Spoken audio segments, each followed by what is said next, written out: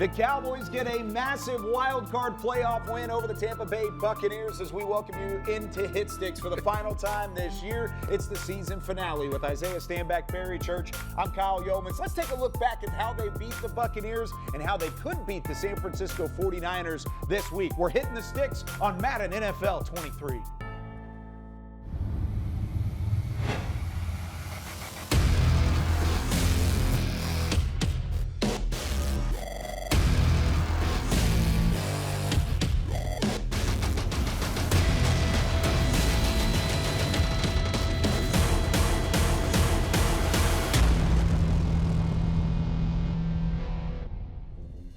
So before we take a look ahead to the divisional round against the San Francisco 49ers, we must take a look back to the wild card win over the Tampa Bay Buccaneers. 31-14, Dak Prescott had himself a game. 4 passing touchdowns, one of which was to C.D. Lamb on the out and up. He was able to lose his defender. He was wide open into the end zone, and the Cowboys took a big lead with the score. Now, we're going to recreate that here in Madden. How did C.D. Lamb get so wide open? And then, of course, Dak Prescott, who had himself a day on Monday Night Football. He was responsible for much of the scoring in that win. So, Isaiah, I want you to recreate it. Tell me, why did C.D. Lamb have so much room to work? Because Kellen Moore knew what the declaration of the defense was going to be. He knew that their style of defense was a man lock, okay? So when these receivers go out there, no matter what formation they went in, okay, you see the little bit of a condensed set, those DBs were going to lock in on their men. And when you are able to lock in on your men like that, you can do a little thing called rub routes around here, BC. Okay, and our defensive backs hate rub routes because you have receivers and tight ends coming in,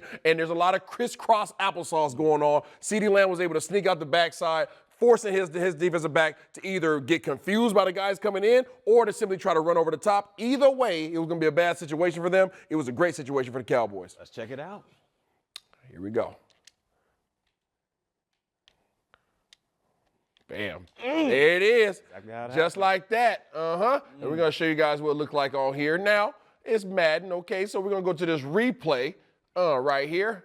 And let's go ahead and take a peek at what was going on in terms of the defense. I'll let BC talk you guys through what the responsibilities are defensively. Well, this is a completely man-to-man coverage. You see the corner has Schultz on the outside. Then you got the slot corner on top of Noah Brown. And then this is what's confusing to me with a Todd Bowles defense. Usually you would think they'd be a little smarter than this. But you got the best wide receiver on the football field, C.D. Lamb, matched up against your defensive end. I just don't see why they would want to do that. Maybe there was some confusion in the defense, but to put your defensive end on top of the best receiver on the entire football field is mind-blowing to me, but you love what Dak Prescott did right there. He knew what the mismatch was, and he was able to exploit it. There it is. You guys see it right there. Boom, got the switch released. They messed up. We did not. Touchdown, C.D. Lamb. Safety wasn't able to get over the top. So there you have it. The Cowboys found a way to get the ball to C.D. Lamb in space by using the rub route, and ultimately it turned into a touchdown. The team they're facing this week, they've got some weapons as well. They'll use them on the ground. They'll use them through the air. But let's take a look at the ground game first. How does San Francisco utilize Christian McCaffrey so effectively? We're going to look at him. We're going to look at Deebo Samuel as well when we come back on Hit Sticks. Cowboys Hit Sticks, presented by EA Sports, is brought to you by Academy Sports and Outdoors, the official sporting goods retailer of the Dallas Cowboys, and by AT&T, the official 5G innovation partner of the Dallas Cowboys.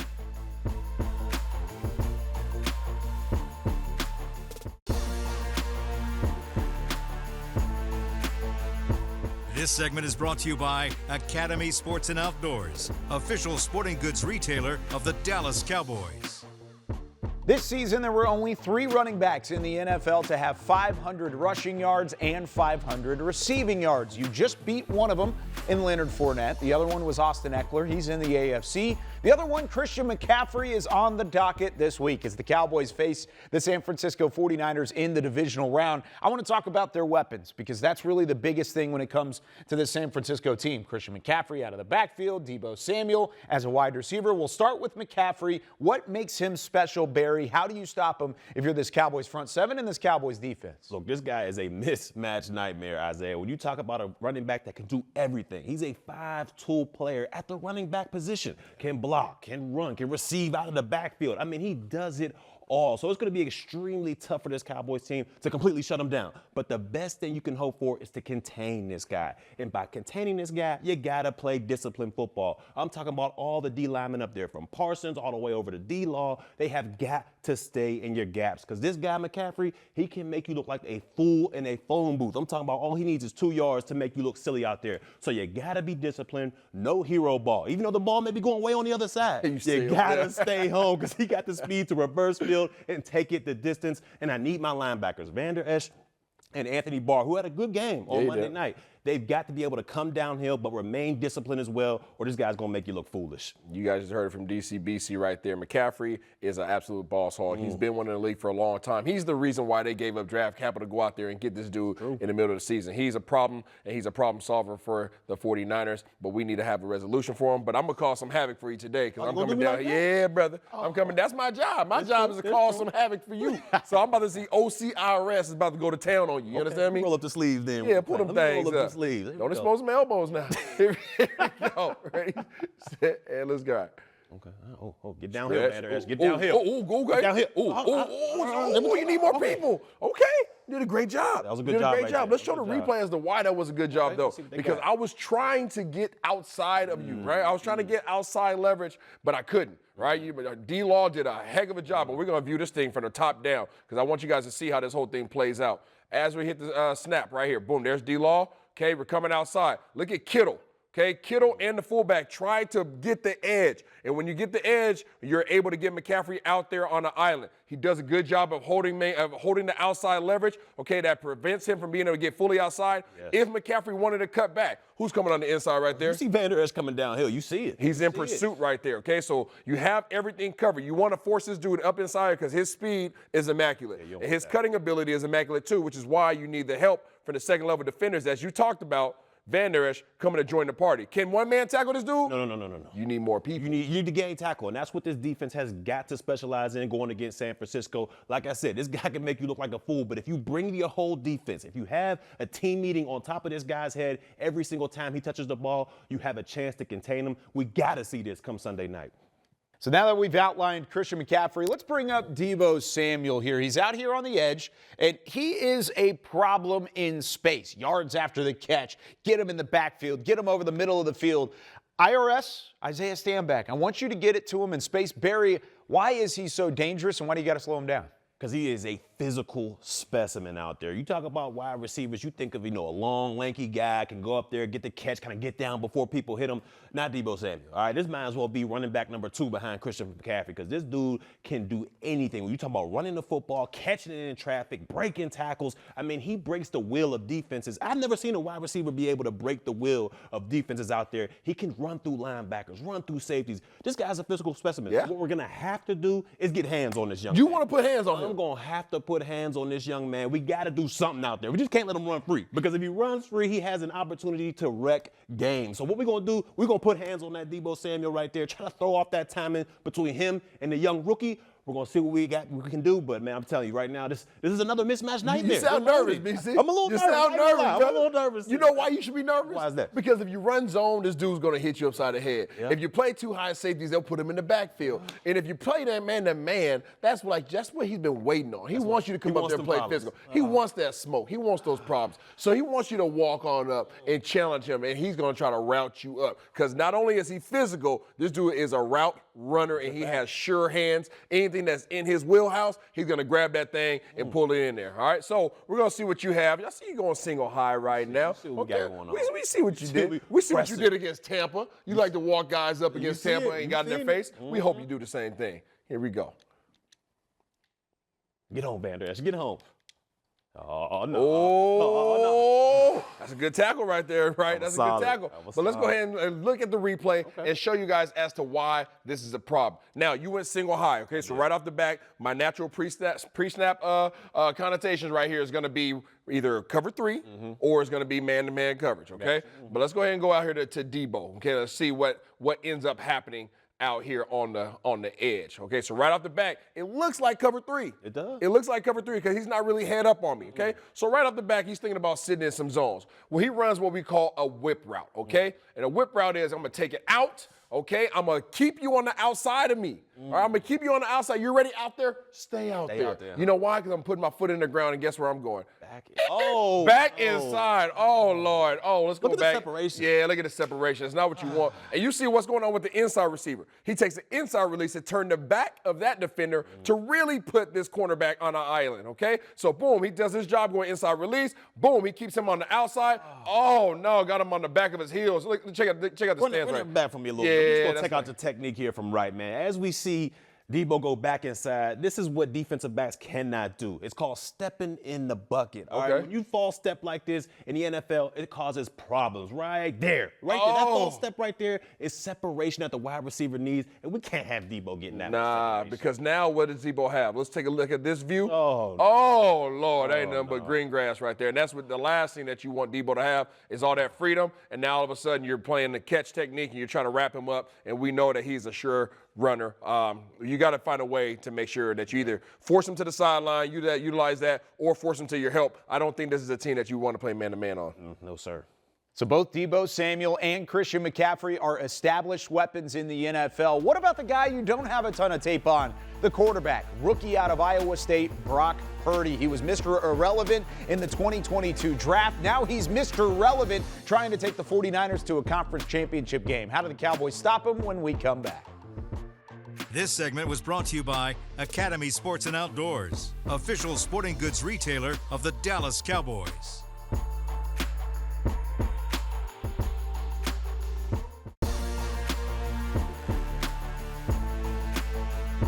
Welcome back into the season finale of Hit Sticks from the Star in Frisco. Kyle Yeomans, Barry Church, Isaiah Stanback breaking down the Cowboys' divisional round matchup with the San Francisco 49ers. We talked about Christian McCaffrey. We talked about Deebo Samuel. What about the guy that's getting them the football? Brock Purdy. What do we know about what he brings to the table? He was the final pick in the 2022 draft, but as a rookie, he has won some games. Isaiah, what do you know about Brock Purdy? How is he going to challenge this Dallas defense? I know Purdy is the ultimate game manager right now for the San Francisco 49ers. His job is simply don't mess it up. You have a lot of weapons around you. Get the ball in these guys' hands. Make sure that our runs are against run-favorable fronts, and make sure that our play actions, you're able to get the ball into Mr. Kittle's hands. That's pretty much the whole game plan right now for Purdy, all right? You have a great offensive coordinator who's putting him in very successful situations. His only job is to not turn the ball over. So you have to get back there, disrupt him, and show him why he was Mr. Irrelevant and not Mr. Relevant. Yeah, and defensively, you're right. His only job is to not turn the ball over. We got to talk him into turning that football over. And the way to do that is we got to disguise our defenses. I mean, look, Purdy, he's been playing well so far this year since he came in for Jimmy Garoppolo.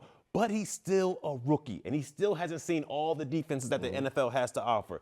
I know Dan Quinn's going to come in here with some type of game plan to expose Purdy out there. So what we're going to do is we're going to disguise our looks. Okay. We got to disguise our looks. We can't get this guy to study guy before the test. Let's go ahead and do something like this right here. Who knows what we're going to do? Are we going to blitz? We playing man? We're going to drop in the zone? I don't know what we're going to do right here. And hopefully, Mr. Purdy don't know what we're going to do either. Yeah, I don't see any indicators right now, but that's why I'm going to put two tight ends in there just to protect, just in case. Max protect. Here we go. Oh, okay, get back out there. Oh! Confusion. Ooh, not the jumping jacks. Get some reps in. Hey, great job. I'm going to let BC break it down because I was definitely sitting back trying to hit you over the top of the head. Once I seen that max protect look, I figured, all right, we got a chance right here because we look at this formation right here. You see all the defensive backs. Everybody's kind of right up there at the line of scrimmage. We're giving that man look, that look that it's going to pressure this guy. But that's exactly what we're not doing. All right, we're going to drop into a cover 3 zone right here. I got my guy Vander Esch lined up in the A gap, looking like he might blitz.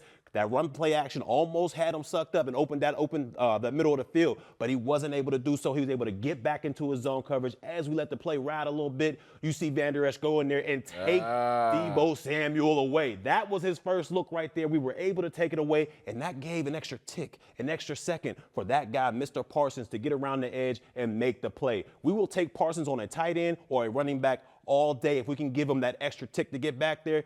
Great call by Dan Quinn or DCBC myself, if I may.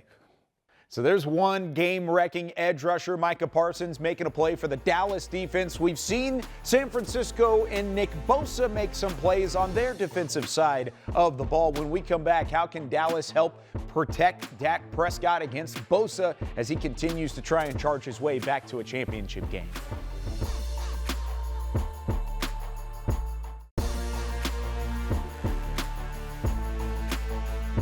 Nick Bosa, as a part of the San Francisco 49ers defense, has been a game wrecker for them for many years now into the NFL. However, the Cowboys have gone up against some of the best edge rushers in the National Football League. That's no different when they face San Francisco here in the divisional round. How do they slow it down? We've seen max protection. We've seen run schemes. We've seen zone blocking, man blocking. Doesn't matter. The Cowboys have done it all. So, Isaiah, what would you employ to try and slow down a Nick Bosa this week? You keep him guessing, Kyle. You keep him guessing. You don't want to sit out there and sit a tight end in front of him because he's usually going to be able to overpower him. You don't want to put him ISO on your tackle because he's usually going to get away. Even, I mean, think about this. There's 60 snaps in a game. If this dude wins 3 snaps, he's a game wrecker. That's true. Right? So the percentages are in his favor. So you want to make sure that you have swing routes, that you have check downs, that you have blocks, you have combo blocks. Mix it up so that he doesn't know what's coming at him, much like people used to do against Micah Parsons, right? True. Prior to this past week, Micah Parsons kind of sit out there on the island, not knowing which direction to go because people were running screens, people are running powers right at him, okay, bring offensive linemen. Just keep him on edge, so keep him on his heels so he can't come downhill and wreck the game. And defensively, what we're going to do here, we're going to test that offensive line out. You know, they performed well Monday night against Tampa Bay. We're going to see if they can do it 2 games in a row. So we're going to bring the heat on this offensive line. We're going to check the young rookie Tyler Smith out there. We're going to see if Tyrone Smith on the other side can handle things as well. And in the back end, I don't know. I think that was a one-off situation with the receivers last week. I think it was a one-off situation. We're going to press these guys and challenge them as well. Let's see if they can get the job done. It's challenge day? Challenge. It's challenge day. Here we go. Oh, get it out. Uh-oh. Uh-huh. In space. Run through that. Oh. That's what I'm talking about, Warner. Get off me, boy. You don't want them problems. Yeah, you don't want no problems out there with Zeke. So this is one of the options, okay? We talked about all the different options you have in terms of blocking, whether you want to go ahead and chip on him, whether running back, if you want to sit a tight end out there, offset and help out with the tackle, or if you just want to ISO the tackle. But one of the other options you can do right here is exactly what I did. I'm going to go right here and focus on Mr. Zeke, okay? Whenever you have him, have Zeke back here in the backfield or Tony Pollard, you simply just run him out here on a swing route, okay? What does that do? That takes Bosa now. He has to respect the fact that he's going to have to get off of his rush and get out to the flat and try to help on this. If he does not, then you guess what? You have freebies all day long, and now you have leverage to outflank their outside linebacker. All day long, this is going to be available to you. If they don't respect it, you take it just like this, and you move the chains, okay? 7-8 yards right there. Oh, let's go ahead and run that back. Run that back. Oh, my Lord. Goodness. Okay, 7-8 yards, Warner. and get your hands off me, no. okay? And that's how you handle your business right there. But that is one of the many ways that you can slow down Mr. Bosa in this defense. If the Cowboys can utilize Ezekiel Elliott like they did there and maybe try and neutralize Nick Bosa, it's going to help their cause against the San Francisco 49ers. But what does Madden think the Cowboys are going to do in the divisional round? Do they believe that the Cowboys will be headed to an NFC title game for the first time in over 25 years? We'll tell you when we come back here on Hit Sticks.